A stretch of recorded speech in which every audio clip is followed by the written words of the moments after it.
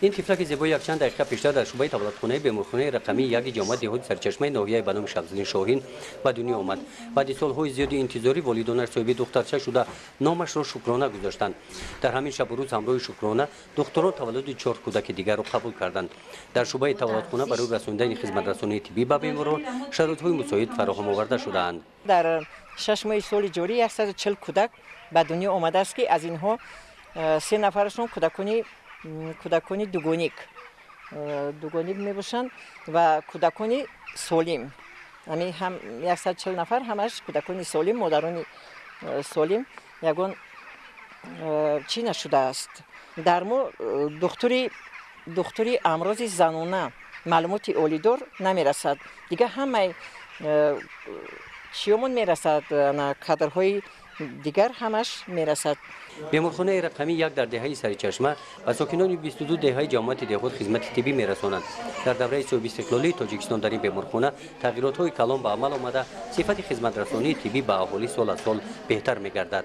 در بیمارخانه 7 نفر طبیبان معلومات اولیدار، 33 نفر معلومات میانه طبی، 4 مامادایه و دیگر کارمندان خرد طب به اهالی خدمت میرسونند.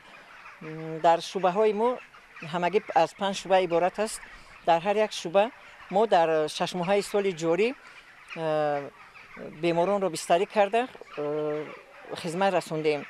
شعبه یاری تجلی ما در 6 ماه سال جاری به شهروندان به 1800 نفر شهروند خدمت رسونده است که این موافق نشاندادهای آماری همون در سطح خوب می باشد. با کمک و دستگیری های حکومت جمهوری به این بیمارخانه ماه یول دستگاه تشخیصی اولتراسادا آوردند.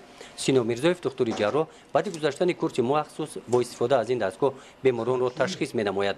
برای تشخیص اولتراسادا بیماران دیگر به ناحیه واسه نمی روند. تا اوزی اومدن ما مدت چی می رفتیم در کلوب و در واسه می رفتیم اوزی می کردیم. در اونجا راپولیش حساب کنیم اگر از 25-30 سومون می شود. اگر اینجا به راپولی میوین همون چی نزدیک هم میوین 8 سومون دوزی کرده می روند. خیلی فرقیت شده. خلق هم روزی جماعت هم خیلی پیشروی شده است. در بیمارخانه رقمی یک جماعت دهات سرچشمه ناحیه بنام شمس‌الدین شاهین برای در سطح بلند جشن گرفتن 25مین سالگرد استقلالیت دولتی جمهوری تاجیکستان در سمت آبادانی بیمارخانه طبیبان کارهای زیادی را به انجام رسانیده. مقصد دارند که با قوه کارمندان بیمارخانه بنای شعبه یاری تجلی را از نو بسازند. پرابلم ما همین تعمیر کردن شعبه کودکانه و درونی بود. انا حاضر همین تعمیر شده ایستاده است. دیگر مسئله نبودن آب نوشاکی بود که این آب هم 3 ماه شد که با آب تامین شدیم. یگان تنقیصی نداریم حاضر. باز با خود چی گرفتیم، تصمیم گرفتیم که شعبه یاری تجلیمون رو با طور حشر چی کنیم؟ تعمیر کنیم. در شعبه کودکانه بیمارخانه کارهای تعمیر و از نوسازی ادامه دارد.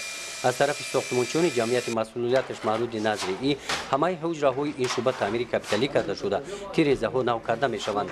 کارهای ساختمانی تا روز جشن 25مین سالگرد استقلالیت دولتی جمهوری تاجیکستان به انجام می‌رسد. گزارش خواجه نظریف خدای نظر ظهورов از جماعت دهات سرچشمه ناحیه بنام شمس‌الدین شاهین برای برنامه اطلاعاتی نوید.